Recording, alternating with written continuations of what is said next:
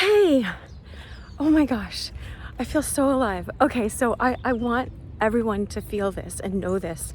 Today we're going to talk about the secret to relationships, right? Because don't we all want to know that? Because all of life is about relationships. I always find the sun. All right, so my name is Dr. Cheryl Meyer. I've been a psychologist for over 20 years, and I just have this passion to give back. And so I am just really raw and honest and just say what I know in just a real way so that you can know it in your own life. I volunteer my time for this, because it was just in my heart to do so. So about relationships, if we think of the word like intimacy is like into me see. But which part of you?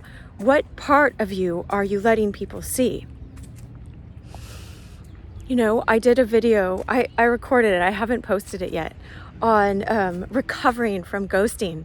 I had a ghosting experience that really brought up all of this experience in my own life, and because I didn't even know what it was.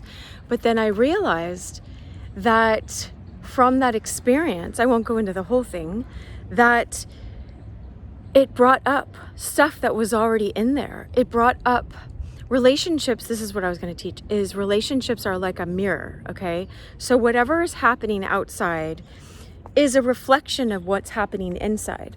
I watched a video the other day, because I like watching videos too still, and always learning, and then I bring my knowledge as a psychologist to those teachings.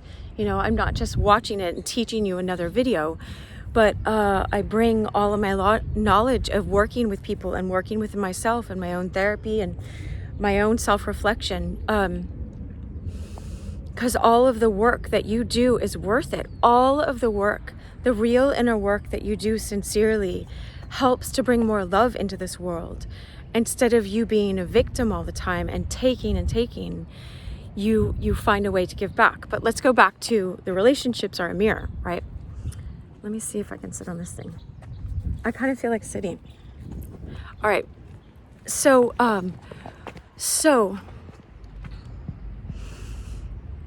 in your relationships, look for a second, is if your relationship with someone that you've been with for a long time is just like flatlined, and you feel resentful, and there's just not this, you don't have this open heart with love flowing between you guys, then understand, you helped to create it that way, because for whatever reason, there's lots of reasons.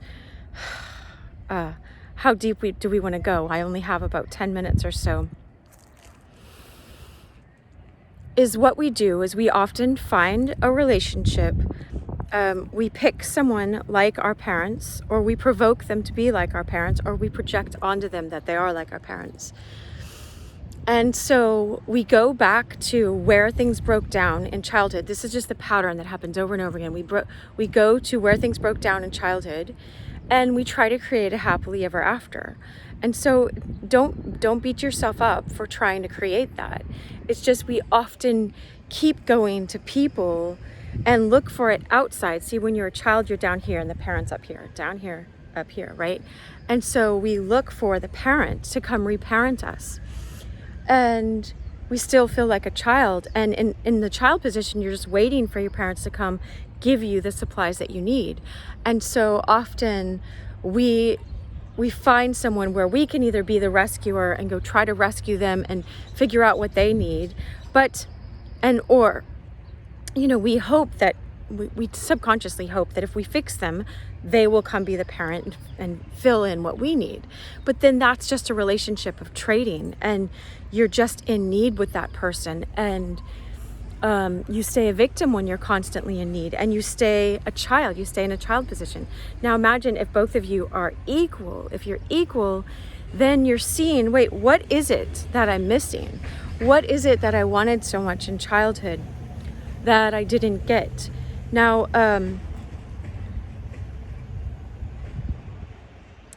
what I was just reflecting on before this, you know, as I'm calming my mind, quieting my mind before to teach this with you guys, is I had this idea, and look at what your unconscious ideas are.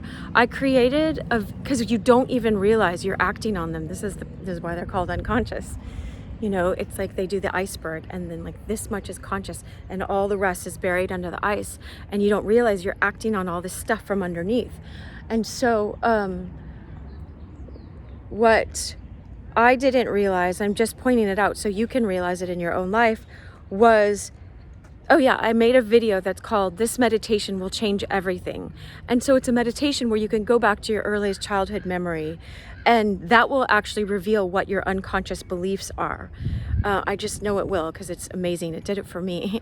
And I've been doing therapy for forever and doing it for other people, with them and working with them. But what I realized was, like, my mom used to have this saying, life is crappy, so be happy. Like, it's not very heartwarming, but I just kept having this belief. I didn't want to see myself as a victim, but I kept having this belief that you're just going to get your face stepped on over and over again, but just try to be really happy. And so I equate it to like Michael Phelps or something, you know, swimming in the Olympics back then. And like, if he had, like, sometimes they would say they'd put like 12 t-shirts on or something and swim so that they have this drag. And then when when the races come, they just, or when it's closer, they take all those shirts off.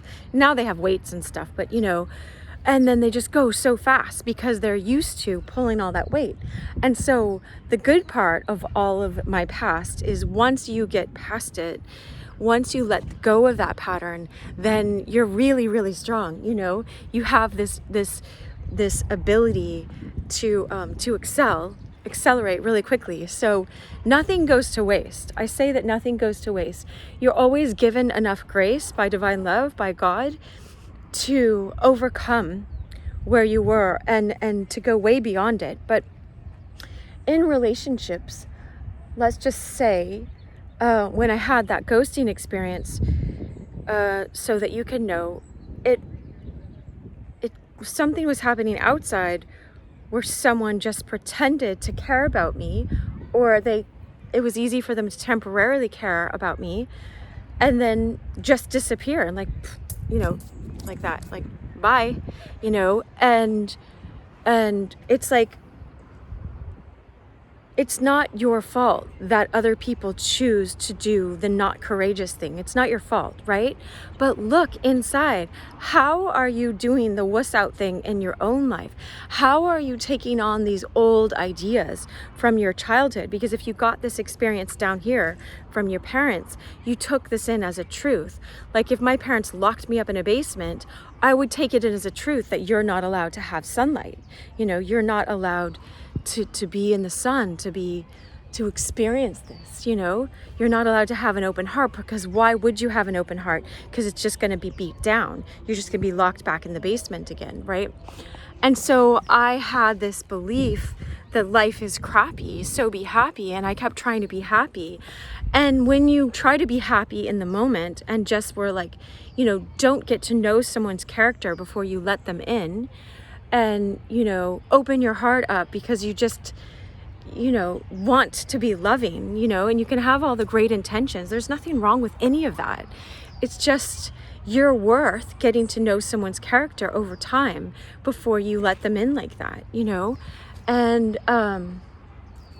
or just take someone else's word. Someone else's word was like, oh no, this person is such a great person. Do you know what I mean? And it's like, that person may not know, or that person might have blind spots. So anyway, it's just to be wise.